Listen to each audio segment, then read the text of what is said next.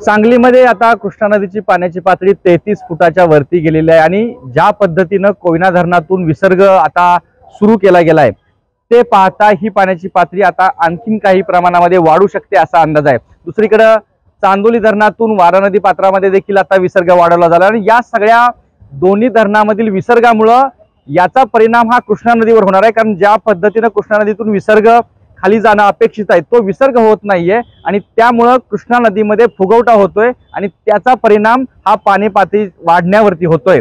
सध्या ही या ठिकाणी 33 फुटाच्या वरती पाण्याची पातळी गेल्यामुळे नदीकाठच्या भागांना सततचा इशारा दिला गेलाय। याशिवाय अनेक नदीकाठची जी गावं आहेत त्या गावातील जे पूल आहेत ते पुलांच्या जवळ पाणी लागू लागले।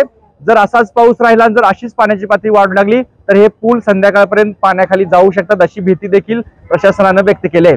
दुसरीकडे सांगलीमध्ये 35 फुटाच्या आसपास गेल्यानंतरच पहिला जो रोड आहे कर्नाळ रोड तो रोड पाण्याखाली जातो आणि त्यामुळे त्या दृष्टीने आता महापालिका प्रशासन जिल्हा प्रशासनाने त्या भागातील रोड बंद करण्याच्या सूचना दिलेल्या आहेत आणि त्यामुळे सध्या जरी पावसाची सांगलीमध्ये उघडीप असली तरी दोन धरणातील विसर्गामुळे कृष्णा नदीच्या पाणी पातळीमध्ये संत गतीने वाढ होताना दिसून येते। कॅमेरा पर्सन योगेश सोबत कुलदीप माने, एबीपी माझा, सांगली।